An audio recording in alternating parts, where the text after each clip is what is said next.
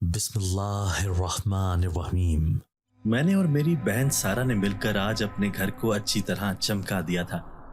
ہم دونوں کے چہروں سے آج واضح طور پر خوشی کی جھلک دکھائی دے رہی تھی۔ ہمارا بس نہ چل رہا تھا کہ بس کسی طرح وقت کو جلدی سے طلسماتی طور پر 2 گھنٹے آگے لے جائیں، مگر ہمیں تھوڑا اور انتظار کرنا تھا، جیسا کہ پچھلے 15 دنوں سے بے صبری کے ساتھ کیے جا رہے تھے۔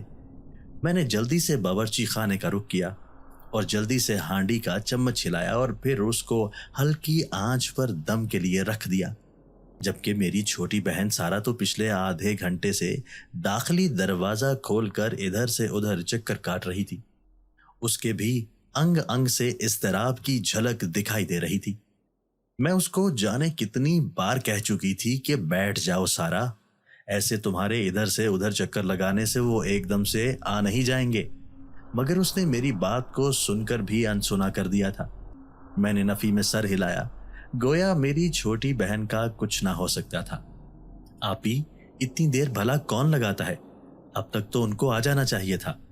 آپ ذرا ساتھ گھر میں نسیمہ خالہ سے کہیں نا کہ وہ فون کر کے پتہ کریں کہ امی ابو کب تک آئیں گے۔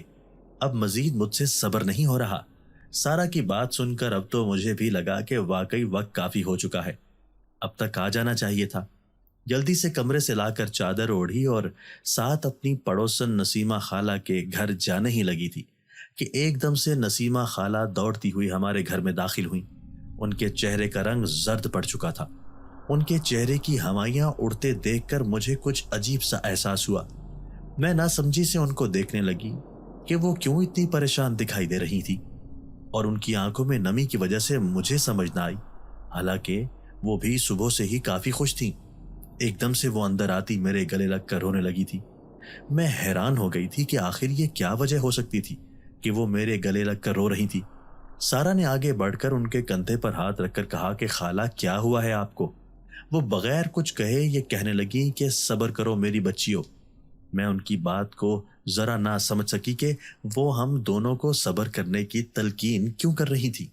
خالہ، آپ ہمیں کچھ بتائیں گی کہ کیا ہوا ہے؟ خالہ نے آگے سے جو دردناک سچ بتایا، مجھے لگا جیسے میرے پیروں سے کسی نے زمین کھینچ لی ہو۔ سر پر ساتوں آسمان ٹوٹ پڑے تھے۔ میں سکتے کی کیفیت میں ان کو دیکھنے لگی۔ جو ہاتھ خالہ کی گرد گلے لگتے ہوئے بندھے تھے ان میں مانو جان نہ بچی ہو۔ میں نے اسی سکتے کی حالت میں سارا کی جانب دیکھا تو وہ بھی ساکت کھڑی خالہ کے منہ سے وہ سچ سنتی بے یقینی کی حالت میں کھڑی تھی، گویا گمان کر رہی ہو کہ ابھی خالہ کہہ دے گی کہ وہ مذاق کر رہی ہیں۔ ایسا نہیں ہو سکتا، یہ سچ نہیں ہے۔ خالہ کہہ دیں کہ آپ مذاق کر رہی ہیں۔ میں نے خالہ سے قدرے اونچی آواز میں پوچھا، اس امید کے ساتھ کہ وہ ابھی بول دیں گی کہ انہوں نے بس مذاق کیا تھا۔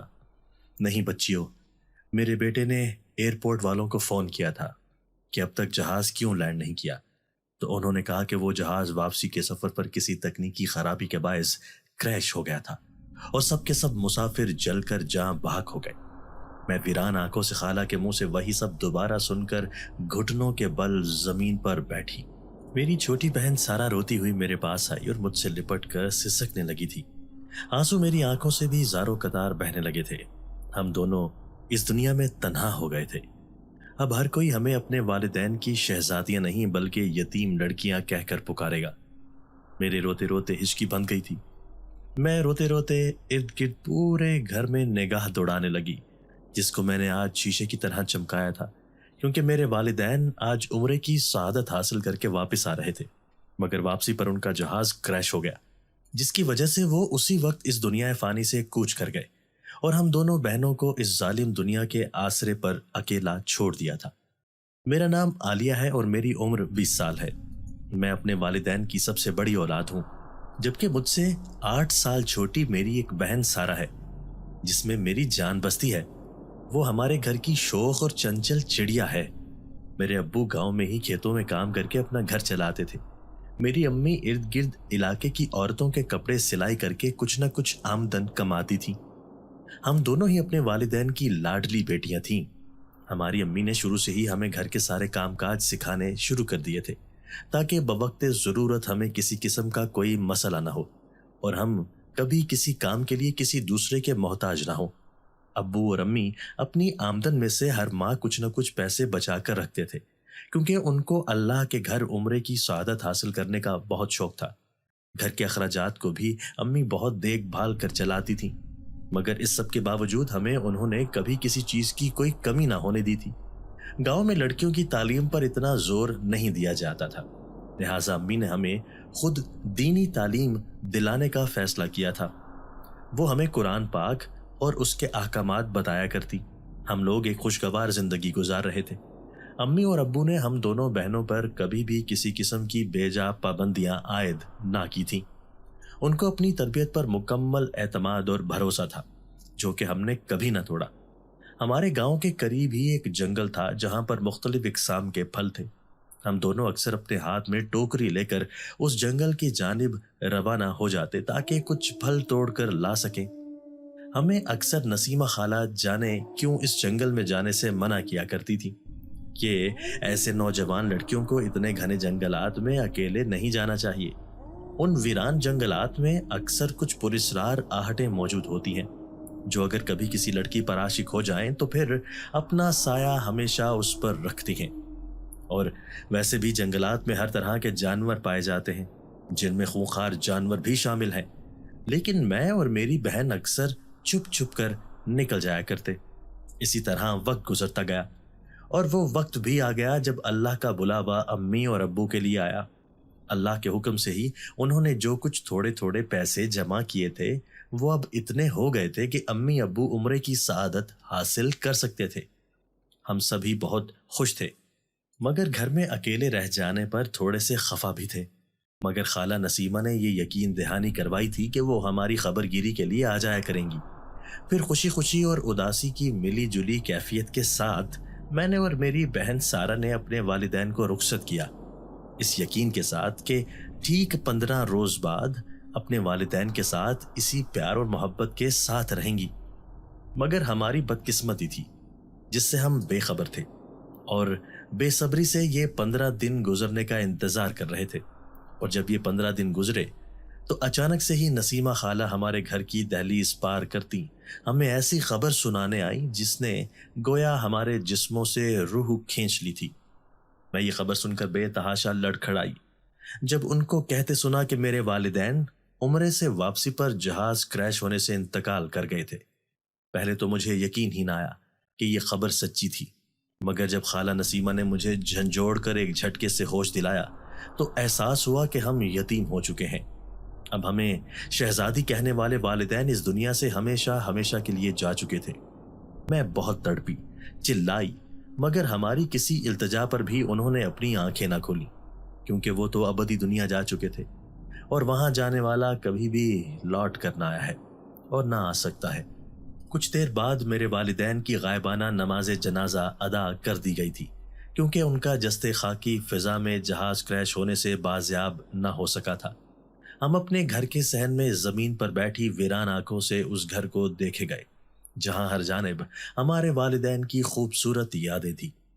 آنسو لڑیوں کی صورت میں میری آنکھوں سے بہتے گئے۔ آپی، اب ہم کیا کریں گے اور اکیلے اس گھر میں کیسے رہیں گے؟ اپنی چھوٹی بہن کی یہ بات سن کر میرے گلے میں آنسوؤں کا ایک پھندا سا اٹکا۔ فوراً کوئی جواب نہ دے سکی تو اس کو اپنے گلے سے لگا لیا۔ دور پار کے سارے لوگ اپنے اپنے گھر تعزیت کرتے جا چکے تھے۔ ہمارا اور کوئی رشتہ دار نہیں تھا، بس ایک پھپھی تھی جو کہ آج تک ابو کی زندگی میں کبھی ہمارے گھر ہم سے ملنے تک نہ آئی اور نہ کبھی ہمارا حال چال پوچھا، بس کبھی کبھار ابو سے فون پر بات کر لیا کرتی تھی۔ آج وہ حیرت انگیز طور پر میرے والدین کی تدفین ہو بھی گئی تھی، تب بھی ادھر صحن میں ہی ایک طرف کرسی پر خاموشی سے بیٹھی تھی۔ اب بس کچھ جان پہچان اور محلے کے لوگ رہ گئے تھے۔ میری نظر بے ساختہ اپنی پھپھی پر گئی تھی تو وہ ہم دونوں کو ہی پرسوچ نگاہوں سے دیکھتی ہوئی دکھائی دی۔ مجھے کچھ عجیب لگا کہ وہ کیوں ایسے ہم سب کو دیکھ رہی تھی۔ میں اٹھ کر ایک طرف باورچی خانے میں جا کر کچھ دیر اکیلے بیٹھنا چاہتی تھی کہ ایک دم سے اندر موجود 2 لوگوں کے بحث کرنے کی آواز سنائی دی۔ غور کیا تو وہ نسیمہ خالہ اور ان کی بہو تھیں جو جانے کس بات پر بحث کر رہی تھی۔ میں واپس جانے ہی لگی کہ کانوں میں اپنا اور سارا کا نام لیتے سنا تو ٹھٹک کر رکی۔ آنٹی، میں نے آپ سے کہہ دیا ہے کہ عالیہ اور سارا ہمارے گھر نہیں آ سکتی۔ ہم لوگ خود اپنا گزارا اتنی مشکل سے کر رہے ہیں، 2 اور لوگوں کا خرچہ کسی صورت ہم نہیں اٹھا سکتے۔ اس لیے آپ یہ بات ان دونوں بہنوں سے کسی صورت نہ کہیں کہ وہ ہماری طرف آ جائیں۔ خالہ کی وہ بہو جو ہم سے ہمارے والدین کی زندگی میں اس قدر بہنوں جیسا سلوک کرتی آئی تھی، اب ہمیں یتیم ہوئے کچھ وقت بھی نہ گزرا تھا کہ وہ ایسے بات کر رہی تھی جیسے ہمیں جانتی بھی نہ ہو۔ میں نے اپنے منہ پر ہاتھ رکھا تاکہ اپنی سسکیوں کو دبا سکوں، اور وہاں سے خاموشی کے ساتھ دوبارہ باہر صحن میں آ کر بیٹھ گئی تھی۔ مجھے دل میں یہی خوف آ رہا تھا کہ ہم 2 اکیلی جوان جہان لڑکیاں کیسے اس گھر میں اکیلی رہیں گی، جبکہ ہمیں معلوم تھا کہ آج کل گاؤں کے حالات کس قدر خراب تھے۔ اکیلی اور کماری لڑکی کو دیکھ کر یہ ظالم زمانہ بھوکے کتوں کی طرح نوچ کھانے کو تیار بیٹھا تھا۔ میں اسی طرح گمسم سی ایک کونے میں بیٹھی ہوئی تھی اور اپنی چھوٹی بہن کو مضبوطی سے اپنے حصار میں لے رکھا تھا، جو آج ہوئے اتنے بڑے نقصان کے بعد سہمی اور غمزدہ بیٹھی زمین کو گھورے جا رہی تھی۔ مجھے اب اپنے کانوں میں ارد گرد بیٹھے لوگوں کی سرگوشیاں سنائی دینے لگیں، جو یہ کہہ رہے تھے کہ اب کیا یہ جوان جہان لڑکیاں اس گھر میں اکیلی رہیں گی؟ ایسی جانے کتنی ہی سرگوشیاں سن رہی تھی کہ ایک دم سے اپنی پھپھی کو اپنی کرسی سے اٹھتے دیکھا، جو وہاں سے ہوتے ہوئے ہمارے پاس آ رہی تھی، جبکہ میں نہ سمجھی سے ان کو دیکھنے لگی کہ آخر یہ کیا بات تھی۔ آج سے تم دونوں اس گھر میں اکیلے نہیں رہو گی، بلکہ میرے ساتھ میرے گھر چل کر رہو گی۔ تم لوگ میرا خون ہو، میرے بھائی کی آخری نشانی ہو۔ میں تم لوگوں کو ایسے اس گھر میں تنہا چھوڑ کر نہیں جانے والی، لہٰذا جلدی سے جاؤ اور اپنا ضروری سامان ایک بیگ میں ڈال کر لے آؤ۔ اپنی پھوپھی کی یہ بات سن کر میں سن کھڑی تھی، کیونکہ کل تک جو عورت ہمیں دیکھنا گوارا نہ کر رہی تھی، آج وہ سب لوگوں کے بیچ میں کیسے ہم سے ہمدردی دکھا رہی تھی، جیسے اس سے زیادہ تو ہمارا اس دنیا میں کوئی سگا ہے ہی نہیں۔ خیر، میں کیا کہہ سکتی تھی ان کو مزید، لہٰذا خاموشی سے وہی کیا جو انہوں نے کرنے کو کہا، اور کچھ ہی دیر میں ہم دونوں اپنی پھوپھی کے ساتھ ان کے گھر روانہ ہو گئے، کیونکہ یہ ایک حقیقت تھی کہ اب ہمارا اس گھر میں تنہا رہنا محفوظ نہ تھا۔ میری پھوپھی کا گھر ہمارے گھر سے فاصلے پر تھا، پر اس جنگل کے قریب تھا جہاں ہم اکثر جایا کرتے تھے۔ وہاں آتے ہی پھوپھی نے ہمیں اوپر ایک کمرے میں رہنے کو کہا، جو کہ کمرہ کسی لحاظ سے نہ تھا۔ ایسا لگتا تھا کہ دنیا جہان کا کباڑ وہاں پر اکٹھا تھا۔ ہم نے بہت مشکل سے وہاں پر تھوڑی سی جگہ بنا کر اپنا سامان رکھا۔ پھوپھی تو پھر جیسے ہمیں وہاں پر لا کر بھول ہی چکی تھی۔ دوپہر سے شام ہو چکی تھی، مگر ہمیں کسی نے جھوٹے منہ بھی پانی کا نہ پوچھا تھا۔ پورا دن گزر گیا تھا، ایک نوالا تک حلق سے نہ اترا تھا۔ اپنی بہن کی نڈھال ہوتی حالت دیکھ کر میں آخرکار خود ہی نیچے اتری اور دیکھا تو پھوپھی اپنے بچوں کے ساتھ آرام سے بیٹھی گپے لگا رہی تھی۔ میں نے ان کو آہستہ سے کہا کہ باورچی خانہ کہاں ہے؟ میں پانی پینا چاہتی ہوں۔ انہوں نے ایک جانب اشارہ کرتے ہوئے کہا کہ پانی پی کر سارے گندے برتن بھی دھو دینا۔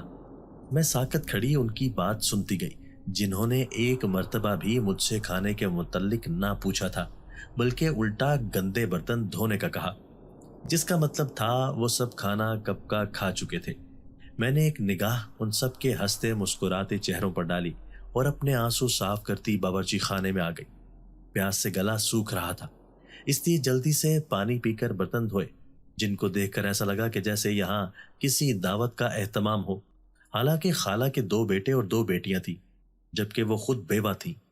برتن دھونے کے بعد کچھ پرانی اور سوکھی روٹیاں بچی تھیں، تو ایک پیالے میں پانی لیا اور اوپر اپنی بہن کے پاس آ کر اس کو کہا کہ یہ کھا لو۔ پہلے تو وہ بیچاری اس روٹی کو دیکھتی رہی، مگر پھر آنکھوں میں نمی لیے پانی میں ڈبو کر کھا لیا۔ پھر یہ سب روز کا معمول بن گیا تھا۔ پھپھی نے ہم سے آہستہ آہستہ سارے گھر کے کام کروانا شروع کر دیے تھے۔ ان کے گھر ایک ملازمہ کام کرنے آتی تھی، جو کہ انہوں نے اسی روز فارغ کر دی تھی۔ گھر کے سارے صحن میں پھپھی پوچھا 2 مرتبہ لگواتی تھی، اور اس کام کے لیے انہوں نے میری بہن کو حکم دے رکھا تھا۔ ایک روز میں صحن میں ایک طرف پمپ کے پاس بیٹھی کپڑے دھو رہی تھی کہ ایک دم سے میری پھپھی کی بیٹی میرے پاس آئی اور چوٹی سے پکڑتے ہوئے مجھے کہنے لگی کہ یہ کس طرح سستی سے ہاتھ چلا رہی ہو، جلدی جلدی کرو، کیونکہ آج ہی تم نے یہ سب کرنا ہے۔ میں نے اپنے درد کرتے سر کو تھاما، جو کہ اس کے زور سے بال کھینچنے کی وجہ سے کر رہا تھا۔ وہ اپنی بات کہنے کے بعد مجھے زور سے جھٹکا دے کر جا چکی تھی۔ जबकि मैं अपनी बेबसी पर आंसू बहाती काम करने लगी। कपड़े धोने के बाद ऊपर छत की जानिब मेरा रुख था ताकि धूप में कपड़े जल्दी सूख सकें, क्योंकि रात के वक्त अक्सर यहाँ पर मौसम अबर आलूद हो जाता था। कपड़े तार पर डालते हुए अचानक से मेरी निगाह एक तरफ मौजूद जंगलात की जानिब गई तो हैरान रह गई, क्योंकि वहां पर काले स्याह बादल छाए हुए थे। मैं उन बादलों को देखकर हैरान रह गई कि आखिर ये इतने गहरे बादल सिर्फ उस जंगल के ऊपर ही क्यों छाए हुए थे, जबकि फूफी का घर तो करीब ही था और यहाँ इस जानिब तेज सूरज निकला हुआ था, जो कि एक बहुत ही अजीब बात थी। मैंने उस जंगल में छाए अंधेरे से खौफ खाते जल्दी जल्दी कपड़े डाले और नीचे आ गई थी। खाना बनाने के बाद जब सब खा चुके तो बचा हुआ खाना मैंने सारा ने खा लिया और अल्लाह का शुक्र अदा करते सोने के लिए लेट गए थे। सारा दिन काम की इस कदर थकावट हो गई थी कि कुछ ही देर में हम नींद की वादियों में खोते चले गए। अगले दिन का आगाज हुआ तो नाश्ते वगैरह से फारिग होने के बाद फूफी ने एक नया हुक्म सादिर कर दिया कि उनको अनार ला के दिए जाएं, जो कि जंगलात के पेड़ों पर रस भरे होते हैं। मैं उनकी ये फरमाइश सुनकर कुछ परेशान हो गई थी, क्योंकि हम अक्सर उन जंगलों में जाते रहे थे, मगर ये अनार के दरख्त काफी आगे जाकर पाए जाते, जहां पर ज्यादातर लोगों की कोशिश होती कि ना जाएं, क्योंकि वहां पर जंगली जानवरों की मौजूदगी होने के इम्कानात बहुत ज्यादा होते थे। वैसे भी जंगल का वो इलाका कुछ पुरस्रार माना जाता था। कुछ अनदेखी खौफनाक मखलूक वहां पर लोगों को महसूस हो चुकी थी। जो भी अब तक वहां जा चुका था कुछ ना कुछ अजीब और दहशतनाक उसने महसूस किया था। मेरा दिल एकदम से खौफ की वजह से तेजी के साथ धड़कने लगा।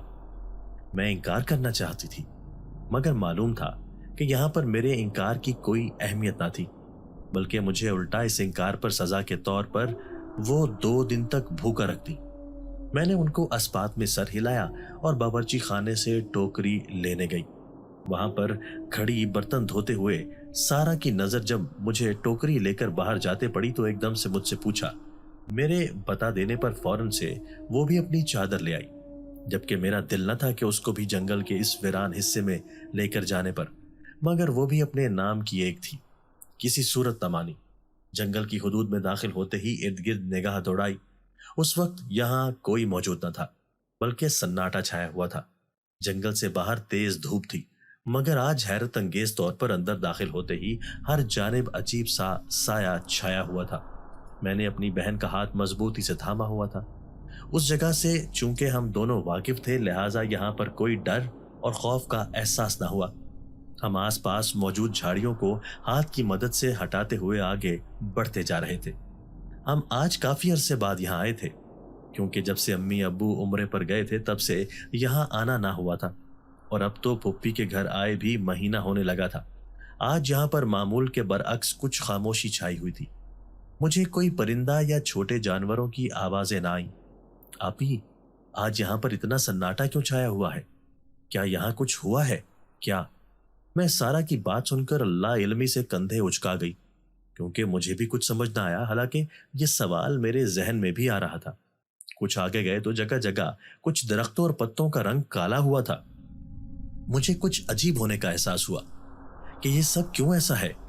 एक पल को तो ऐसा लगा जैसे यहाँ इस जंगल में आग लग गई हो, मगर करीब से देखा तो हैरान रह गई, क्योंकि वो आग की वजह से ऐसे न लग रहे थे, बल्कि वो पत्ते पुरस्रार तौर पर सब्ज रंग से काले रंग में तब्दील हो चुके थे। मुझे एकदम से झुरझुरी आई। ये सब किस वजह से हुआ होगा? अगर यहाँ पर तूफानी बिजली गिरी होती तब भी यहाँ पर कुछ जलने की बू आती, मगर यहाँ पर मुझे ऐसी कोई बदबू ना आई।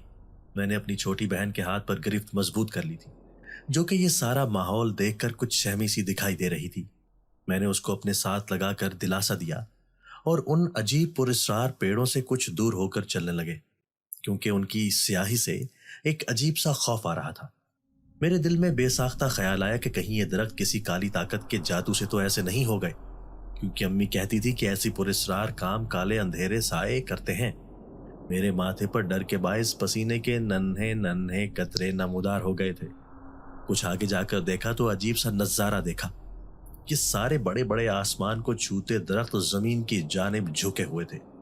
उनका रंग भी मुकम्मल तौर पर स्याह हो चुका था।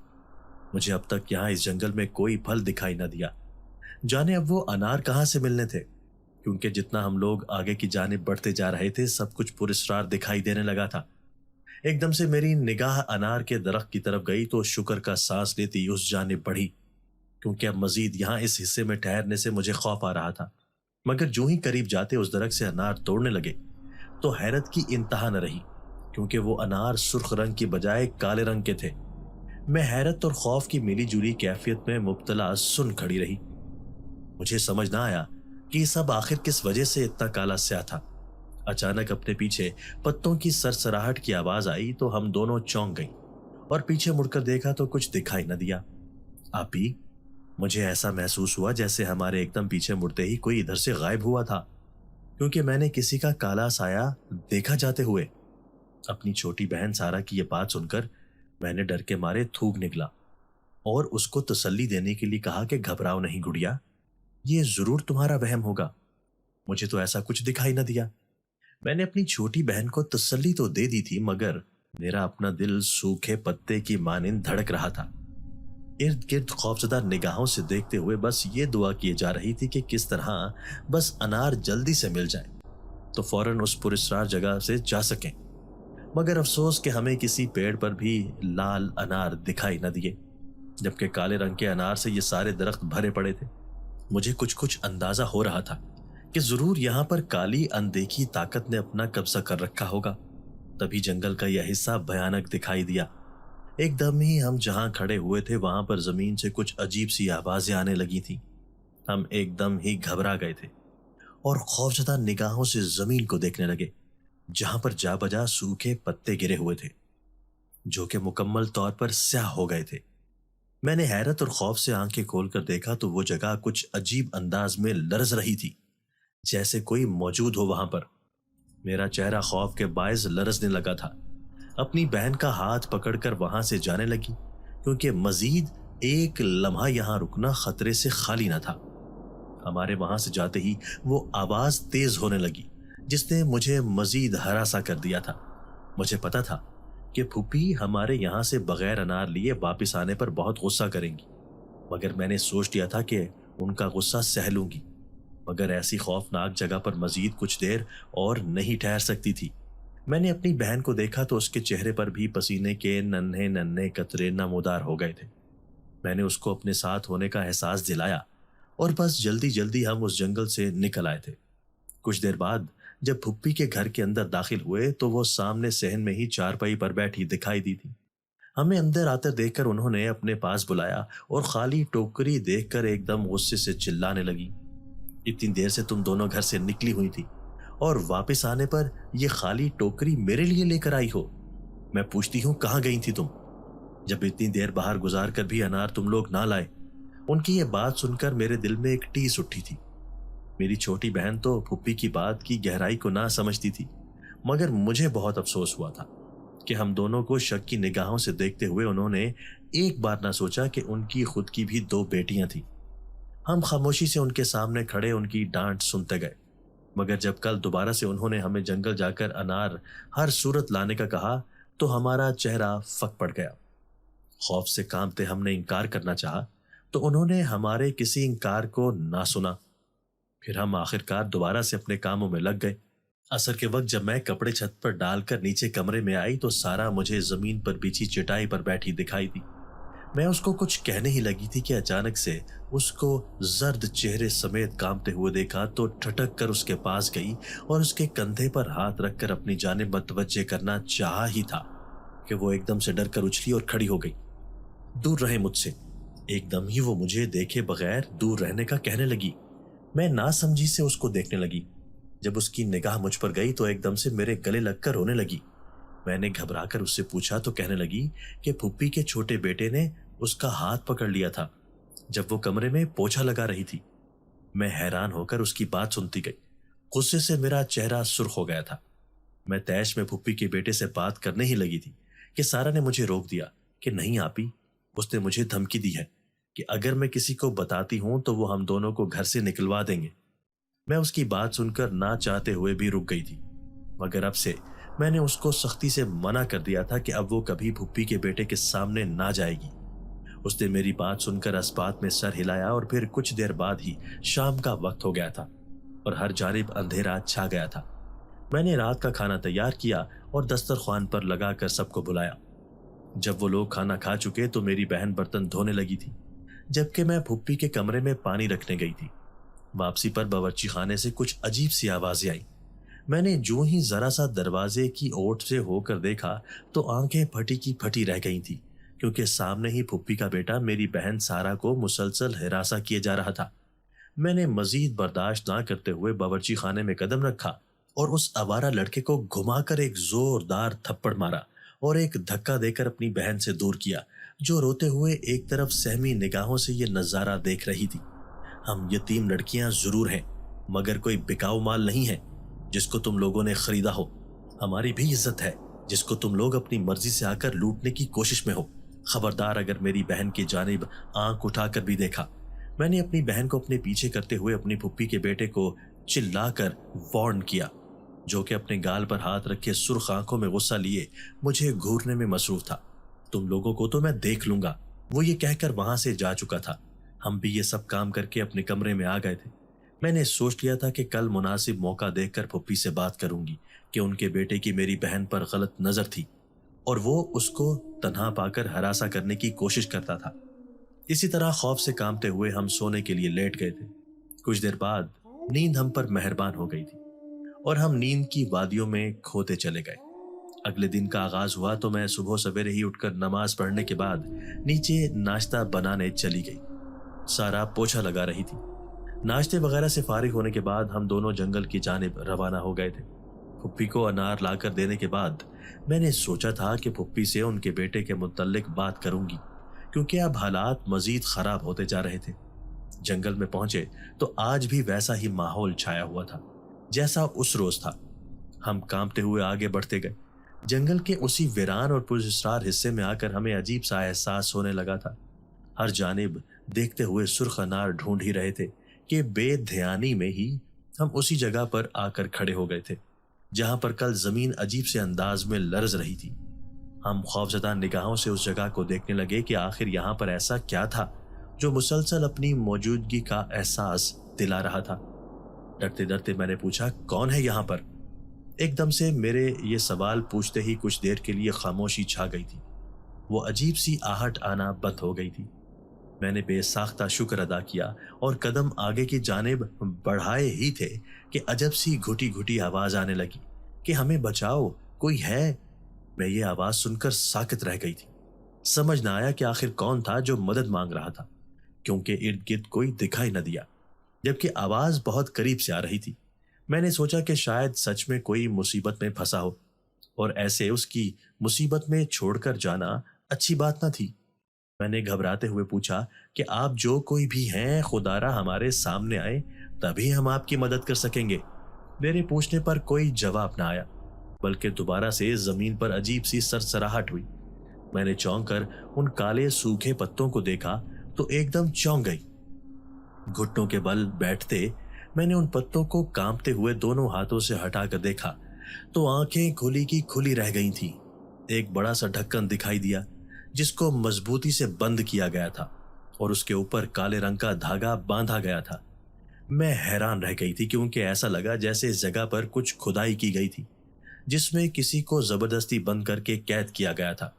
मगर मैं हैरान इस बात पर हुई कि इस ढक्कन को महज एक काले धागे से क्यों बंद किया गया था।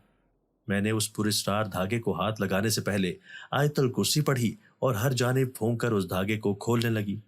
धागा उस ढक्कन से हटाने के बाद जैसे ही वो ढक्कन हटाया तो एक अजीब सी रोशनी उसमें से निकलने लगी थी।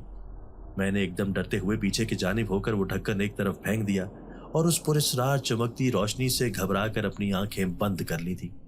मुझे अब खौफ भी महसूस हो रहा था कि जाने मैंने ये ढक्कन खोलकर सही भी किया था या नहीं। आप दोनों का बहुत शुक्रिया, हमें इस कैद से आजाद करवाने के लिए। हम सारी जिंदगी आप लोगों के मशकूर रहेंगे। एकदम से अनजानी पुरस्कार आवाज कानों में सुनाई दी तो एक झटके से मैंने आंखें खोलकर देखा तो वो तेज अजीब सी रोशनी अब कहीं दिखाई न दी, बल्कि सामने 3 जवान लड़कों को खड़ा देखकर मैं हैरान हो गई। वो तीनों एक जैसी शक्लों के मालिक थे, मगर उनकी आंखें मुझे आम इंसानों जैसी हरगिज न लगी। वो सुनहरी रंग की थी جن کو دیکھ کر ایسا لگتا جیسے وہ بہت پراسرار راز اپنے اندر لیے ہوئے تھی۔ مجھے ایک دم عجیب سا خوف آیا۔ ان 3 جوان لڑکوں نے، جس کی وجہ سے میں سارا کو لیے کچھ قدم دور کھڑی ہو گئی، ہم دونوں کو ایسے ایک دم خوف سے پیچھے ہوتا دیکھ کر وہ کہنے لگے کہ گھبرانے کی کوئی بات نہیں ہے، آپ دونوں کو ہم سے کوئی نقصان نہیں پہنچے گا، بلکہ آج ہمیں اس قید سے رہا کرانے کے بعد اب سے ہم ہمیشہ آپ کی مدد کرنے کے لیے حاضر ہو جائیں گے۔ بس آپ جہاں کہیں بھی ہوں اونچی آواز میں شہزادے کہہ کر بلائیں تو ہم فوراً سے آپ کی مدد کو حاضر ہو جائیں گے۔ میں سن کھڑی ان کی باتیں سن رہی تھی کہ آخر وہ کیسے کہیں بھی ہماری پکار سن کر آ جائیں گے۔ میں ابھی یہ سب سوچ ہی رہی تھی کہ اچانک سے انہوں نے کہا کہ وہ عام انسان نہ تھے، بلکہ ان میں بہت سی پراسرار طاقتیں موجود تھیں، کیونکہ وہ جنات ایک شاہی خاندان کے 3 شہزادے تھے جن کو ان کے دشمنوں نے ایک جال بچھا کر بہت سالوں سے اس زندان میں قید کر رکھا تھا۔ وہ دشمن کوئی اور نہیں بلکہ کالی شیطانی طاقتیں تھیں جنہوں نے اپنے گھناؤنے عمل اور منتروں سے اس زندان میں ہمیں قید کیا، جس کو ایک انسان کے علاوہ کوئی نہ کھول سکتا تھا۔ اس علاقے میں چونکہ لوگ بالکل نہ ہونے کے برابر آتے تھے، اس لیے وہ آج تک قید ہی رہے۔ میں سن کھڑی ان کے بتائے انکشافات سنتی گئی جو مجھے انسانی دنیا سے بالکل ہٹ کر معلوم ہوئے تھے۔ مجھے اس حقیقت پر بالکل یقین نہ آتا اگر میری ایک دم سے ادھر ادھر درختوں پر نگاہ نہ جاتی جو ان 3 جنزاد شہزادوں کے اس قید سے رہا ہونے کے بعد بالکل سرسبز ہو گئے تھے۔ وہ سارا کالا رنگ جو ان درختوں اور پودوں پر آ گیا تھا، جو کہ جادوئی طور پر تھا، اب ان کے ختم ہوتے ہی خود بخود غائب ہوتا گیا۔ جنگلات کا یہ حصہ ہماری ملکیت ہے جو ان شیطانوں نے جادو کے زور سے اپنے قبضے میں کر لیا تھا، مگر اب ہمارے آزاد ہوتے ہی وہ یہاں سے فرار ہو گئے ہیں۔ یہ سب حقیقت بتاتے ہی وہ وہاں سے جانے لگے تھے کہ میں نے ان سے آہستہ آواز میں ڈرتے ہوئے پوچھا کہ ہم یہاں سے تھوڑے سے انار توڑ سکتے ہیں؟ میری پھوپھی نے اگر ہمیں بغیر انار لیے یہاں سے خالی ہاتھ واپس آتے دیکھا تو بہت سخت سزا دیں گی۔ میرے چہرے پر ان جنزات سے التجا کرتے وقت ایک خوف تھا کہ کہیں وہ اس بات پر ہمیں قید نہ کر دیں، مگر ہماری آنکھیں اس وقت پھٹی کی پھٹی رہ گئیں جب ساتھ موجود انار کے درخت کی شاخیں جن پر انار لٹکے ہوئے تھے خود بخود طلسماتی طور پر ہمارے نزدیک جھک کر آ گئیں۔ میں خوف کی زیادتی سے سانس تک روک گئی تھی۔ یہ سب میرے لیے بہت غیر معمولی نظارہ تھا۔ میں کانپتے ہوئے ان لال سرخ رس بھرے اناروں کو دیکھنے لگی جو بالکل میرے چہرے کے قریب تھے۔ میں ہاتھ بڑھا کر ان کو آسانی سے توڑ سکتی تھی۔ ان جنزادوں نے اپنی پراسرار طاقت سے ہمیں درخت پر چڑھنے کی مشقت سے بچا لیا تھا۔ جتنے چاہیں انار توڑ سکتی ہیں آپ، کوئی آپ کو کچھ نہیں کہہ سکتا۔ ان میں سے ایک جنزاد مجھے بغور دیکھتے ہوئے کہنے لگا۔ میں نے تھوک نکلتے ہوئے آرام سے ایک انار توڑا اور ٹوکری میں ڈالا۔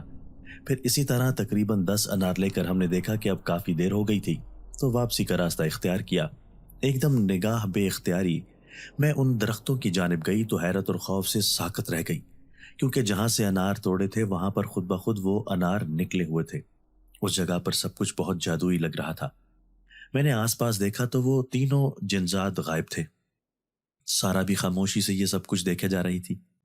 ہم نے کانپتے ہوئے واپسی کی طرف اپنے قدم بڑھائے۔ گھر آنے سے پہلے میں نے سارا کو اچھے سے کہہ دیا تھا کہ پھپھی کو ان جنزادوں کے بارے میں بھول کر بھی کچھ نہیں بتانا تھا، کیونکہ وہ کبھی بھی اس بات پر یقین نہ کرنے والی تھی، الٹا ہم پر طرح طرح کے الزامات لگانے میں لمحہ نہ لگاتی۔ میں نے جو ہی گھر میں قدم رکھا تو پھپھی کو دروازے کے قریب ہی چکر کاٹتے ہوئے دیکھا۔ مجھے بہت ڈر لگا کہ جانے اب ہم سے کون سی غلطی ہو گئی تھی جو وہ اس طرح غصے اور طیش میں ہماری جانب بڑھی تھی۔ اپنی بہن کو نامحسوس انداز میں اپنے پیچھے کیا۔ ایک دم سے ہمارے قریب آتی پھپھی نے ایک زوردار تھپڑ میرے منہ پر مارا۔ میں اچانک پڑنے والے تھپڑ سے توازن برقرار نہ رکھ سکی اور بے ساختہ لڑکھڑاتی گئی۔ صدمے کی کیفیت میں پھپھی کو دیکھنے لگی، گویا سمجھنا چاہ رہی ہوں کہ آخر کیا وجہ تھی جو آج پھپھی نے ہم پر ہاتھ بھی اٹھا لیا تھا۔ بدتمیز لڑکی، تیری اتنی جرت کہ تو میرے بیٹے پر ہاتھ اٹھائے گی؟ ہمارے گھر میں رہ کر ہمارا ہی کھاتی ہے اور میرے ہی بیٹے کو تھپڑ بھی مار دیا۔ میں نے آنکھوں میں نمی لیے ان کی بات کے جواب میں ان کو وہ سارا سچ بتایا کہ کیسے ان کا بیٹا میری 12 سالہ چھوٹی بہن کو ہراساں کرتا ہے اور اس کا ہاتھ پکڑ لیا کرتا تھا۔ میری یہ بات سن کر انہوں نے غصے سے مجھے مارنا شروع کر دیا تھا۔ بد کردار لڑکی، اب تو میرے شریف اور نیک بیٹے پر ایسے الزامات لگائے گی؟ تیری بہن میں ایسے کون سے سرخاب کے پر لگے ہیں جو میرا بیٹا اس کے پیچھے پڑے گا؟ مجھ پر تھپڑوں کی برسات کرتے ہوئے وہ یہ نہ دیکھ رہی تھی کہ میرا سر دیوار کے کنارے سے زور سے لگنے کی وجہ سے زخمی ہو گیا ہے۔ تھوڑی دیر بعد میری پھپھی کی بیٹیاں بھی اپنی حسد اور جلن میں مجھے اور سارا کو آ کے مارنے لگی تھی۔ ہم بہت روئے اور فریاد کی کہ ہمیں نہ ماریں، ہمارا تو کوئی قصور نہیں ہے، مگر ان میں سے کسی کو ہم پر ذرا ترس نہ آیا۔ پھپھی نے ہمارا ہاتھ پکڑا اور اسٹور روم میں لا کر ہمیں بند کر دیا تھا۔ باہر سے کنڈا لگانے کی آواز سنتے ہی میں فوراً دوڑ کر دروازے کو بجانے لگی، مگر کوئی فائدہ نہ ہوا۔ سارا دن گزر گیا تھا مگر کوئی دروازہ کھولنے تک نہ آیا۔